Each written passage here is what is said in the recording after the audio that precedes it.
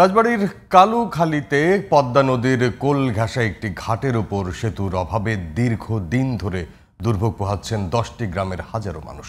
দীর্ঘদিন দাবি জানিয়েও সেতু না পাওয়ায় শিক্ষা স্বাস্থ্যসেবা থেকে বঞ্চিত হচ্ছেন চরাঞ্চলের বাসিন্দারা।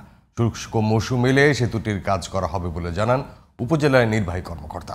রাজবাড়ীর প্রতিনিধি ইমরান খানের পাঠানো রিপোর্ট জানাচ্ছেন ফারিয়া হাফিজ নিঝুম। কালুখালী উপজেলার রতনদিয়া ইউনিয়নের চরাঞ্চলের 10টি গ্রামে বাস করেন প্রায় 35,000 মানুষ। পদ্মার কোল ঘেঁষা এই চরের হিরু মোল্লার ঘাটে একটি ব্রিজ নির্মাণের দাবি দীর্ঘদিনের।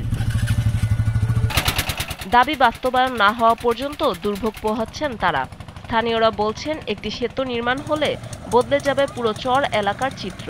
এই এলাকায় একটা অসুখ বিসুখ হলেও রোগীদের যাতায়াত করা খুবই সমস্যা এবং আমাদের এখানে কত প্রাণহানিও হয়েছে এই পারাপারি ব্যাপার নিয়ে। মানুষ একজন মারা গেলেও ফট করে যে মানুষ যাবে হাসপাতালে সে পরিস্থিতি নাই আমাদের এলাকায়, এইরকম পরিস্থিতি। সার্ভিসরা তো আসেই না, আগুন লাগলে পুড়িয়ে গেলেও আসে না, পথ নাই ঘাট নেই, আসবি গোবিন্দ। আমাদের খুব কষ্ট, বাচ্চা কাচ্চা নিয়ে আসা যাওয়া এত কষ্ট। আমরা সবার কাছে নেতাগণের কাছে যাচ্ছি একটা ব্রিজও আমরা তো যাতায়াত করে শান্তি।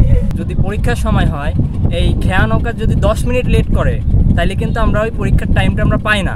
এই জায়গায় এসে অনেক একটা খরচ হয়ে যায়, কোনো ব্যাপারই যায় না এই কেরান খরচের জন্য।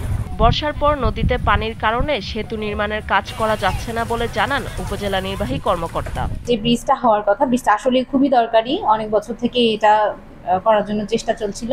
তো ফাইনালি এই বছর এই ব্রিজটার কাজও শুরু হয়েছিল। এর মাঝে আবার বৃষ্টি শুরু হয়ে যাওয়ার কারণে আপাতত এখন কাজ বন্ধ হচ্ছে। বাট এখন তো বৃষ্টি কমে গিয়েছে, সামনে শুষ্ক মৌসুম চলে আসবে শিগগিরই আশা করছি। আমরা সব ধরনের প্রস্তুতি আছে আমাদের, অন্য কোনো অসুবিধা নেই। ঠিকাদারের সঙ্গে আমরা কথা বলে রেখেছি। ফারিয়া হাফিজ নিঝুম, জিটিভি নিউজ।